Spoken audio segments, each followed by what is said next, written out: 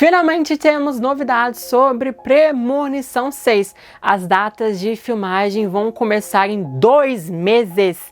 Eita, será que o elenco já tá completo? Será que vão começar a anunciar o elenco daqui a pouco, né? Um membro do elenco antigo disse que sabe quem vai estar neste filme. Já tô curioso para poder saber, né? O único nome que a gente sabe que tá em Premonição 6 é o de Tony Todd, retornando ali na franquia, né, galera? E eu já fiz um vídeo aqui para vocês contando sobre os novos personagens, qual vai ser a história deste filme, viu, galera? Que vai ser uma coisa completamente diferente do que já vimos na franquia.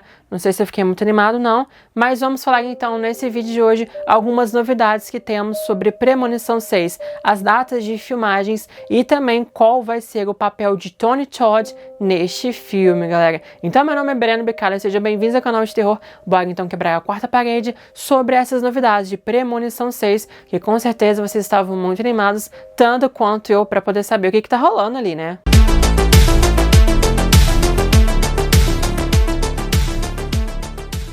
What's your favorite scary movie? O único membro do elenco confirmado no filme, né, Premonição 6, é o de Tony Todd. Ele vai voltar como William Bloodworth, mas qual vai ser o papel dele neste filme, galera? Simplesmente vai mostrar a sua infância e a sua relação com a morte. Como ele descobriu sobre todas essas questões sobre a morte, todas essas regras que ele traz para os nossos protagonistas do filme, né? A morte vai vir atrás de vocês, vai pegar um a um na ordem que vocês deveriam ter morrido no acidente. E no outro ele fala que uma nova vida pode acabar com os planos da morte. E depois ele fala que se você matar alguém, você ganha as vidas daquela pessoa para si. Mas como que ele sabe sobre isso? Ele já falou que já viu isso anteriormente. Como? Exatamente, esse filme pode trazer algumas respostas. E eu vou trazer para vocês aqui supostos envolvimentos desse personagem na Trama de Pânico 6. Além então, galera, relembrando para vocês entenderem o que vai ser sobre este filme, para a gente poder inserir o Tony Todd nessa história. O filme então vai ser focado numa nova protagonista, a Stephanie. Stephanie é uma garota então que começa a ter vários pesadelos sobre o colapso de uma torre. Ela acha que esse colapso de uma torre pode vir a acontecer com ela, mas ela acaba descobrindo que na verdade essa premonição, esse sonho que ela tá tendo é do passado 60 anos atrás, na década de 60. E exatamente esse sonho é a premonição da sua avó Esther sobre um colapso de uma torre na década de 60. A sua avó então teve essa premonição na década de 60 sobre essa torre sendo destruída e desabando. A sua avó então acabou tirando vários sobreviventes dessa torre depois da premonição. E claro que a morte vai atrás desses sobreviventes. E um desses sobreviventes, então, desse colapso da torre, pode ser ninguém menos que o próprio William Bloodworth, o personagem de Tony Todd. Ele pode estar envolvido nessa premonição dos anos 60 e ali então ele acaba entendendo muito sobre tudo isso. Quem sabe ele aprendeu tudo sobre a morte com a avó da Stephanie. Por que não, né, galera? Porque ali eu já falei para vocês que a avó da Stephanie acredita que a morte vai voltar algum dia e que a sua família está amaldiçoada. Só que a família da Stephanie, durante essas gerações todas, né, até chegar nela, não acredita, acha que simplesmente ela é uma velha louca e traumatizada com o que aconteceu, ninguém leva ela a sério. E a Esther, então, a avó da Stephanie, que é a protagonista do filme, ela acaba então fazendo um manual de tudo sobre a morte, sobre as regras, sobre a questão da morte, ir atrás das pessoas na ordem que elas deveriam ter morrido no acidente.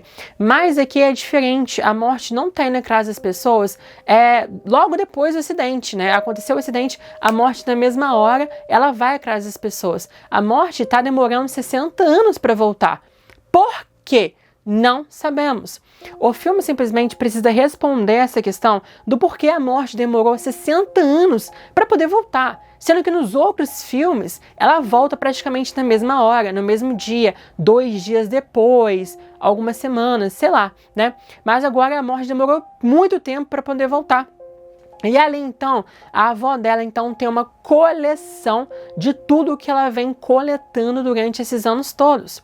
E ali a avó dela, então, tem vários e vários obituários nesse manual dela da morte de todos os sobreviventes que acabaram morrendo. E assim os familiares dos sobreviventes também acabaram morrendo, um atrás do outro, mas seguindo uma nova regra.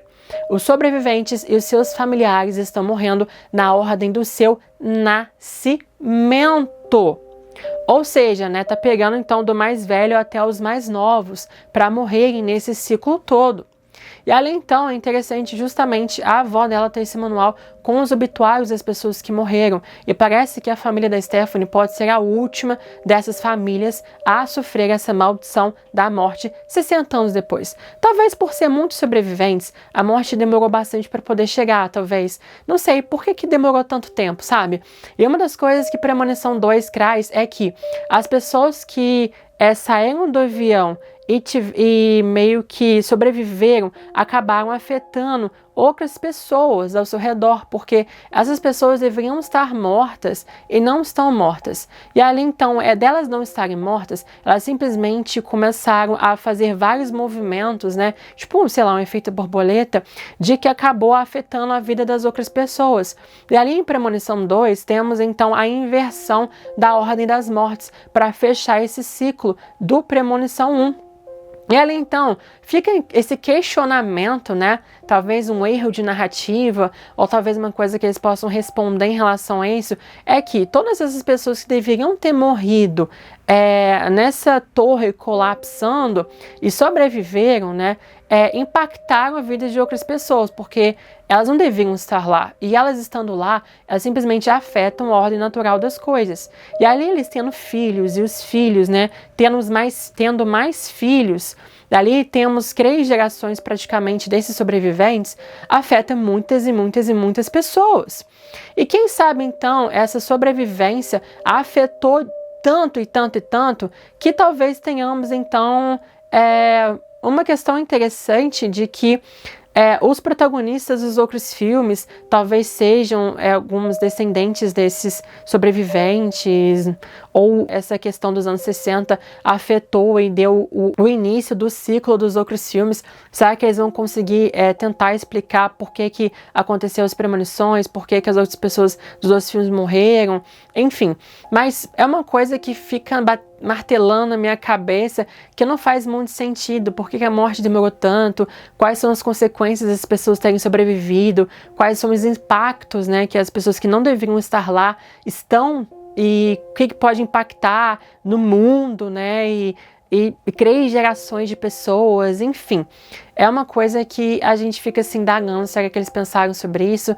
Ou será que eles vão tentar resolver essas questões? Ou será que vai ser um plot hole, um erro de narrativa, né, galera? Então fica esse questionamento aqui pra vocês, e vocês podem comentar e também trazer a teoria de vocês em relação a esse erro de narrativa aqui, que pra mim não faz muito sentido.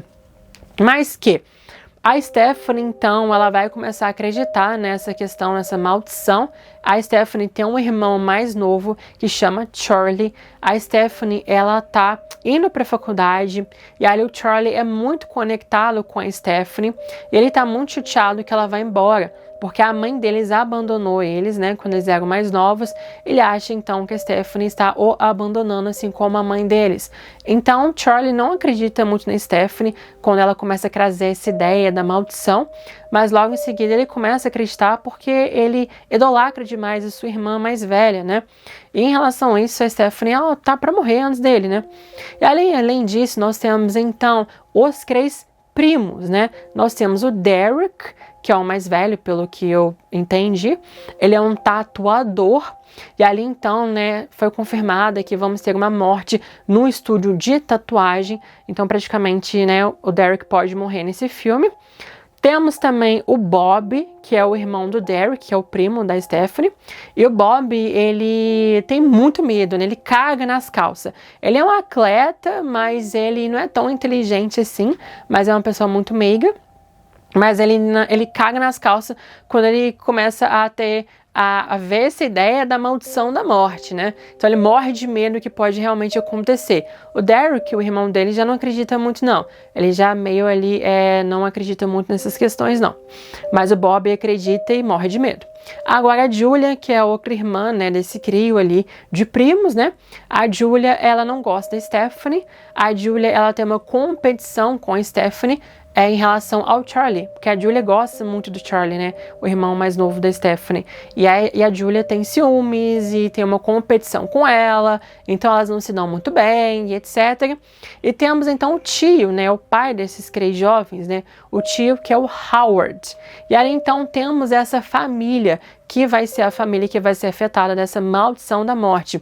Eu já fiz um vídeo anterior para vocês sobre isso, trazendo algumas informações a mais, principalmente a questão do tio, né, que não estava nesse último vídeo, e agora o tio tem essa nova informação de que temos o tio Howard, né? Mas então, galera, as filmagens para esse filme podem começar em 4 de março.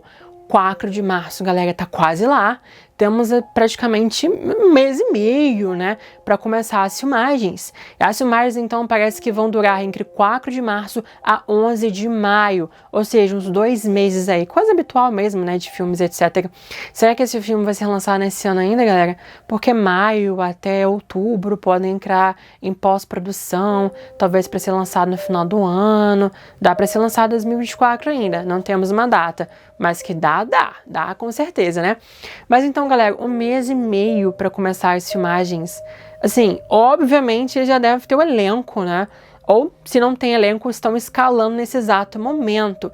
E é ali que entra o Devon Sawa. Devon Sawa, né, que se vocês não sabem, ele é o Alex, né, o protagonista do primeiro filme, que tá, né, também estrelando ali a série do Chuck, né, fazendo um papel diferente a cada temporada. E ali o Devon Sawa disse numa entrevista de que ele sabe quem está no filme, quem está no elenco do filme.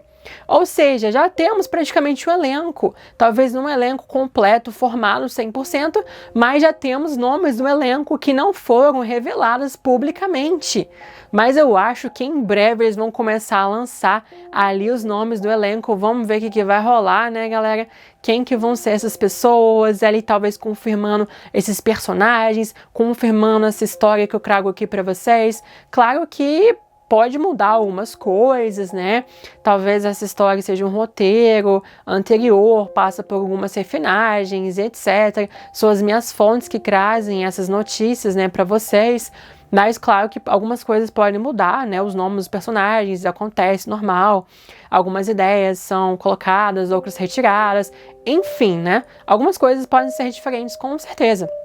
Mas temos oficialmente, isso é oficial, viu? As filmagens começam em março. Em breve vamos ter novidades no elenco e claro que, como eu tô fazendo a cobertura para vocês de Premonição 6 há muito tempo, né? Eu vou trazer para vocês também os nomes do elenco. Eu tô muito animado, ansioso para saber sobre isso. Mas então, galera, dê um like nesse vídeo se vocês são fãs da franquia Premonição, tanto quanto eu. Senta o dedo no like, se inscrevam no canal se vocês não são inscritos. Qualquer novidade de Premonição 6 eu trago para vocês. Pânico 7, Terrifier 3, Maxine e muitos outros filmes de terror maravilhosos deste ano e do ano que vem. Mas então ative o sininho para não perder futuros conteúdos. Então até os próximos vídeos. You all just be careful now.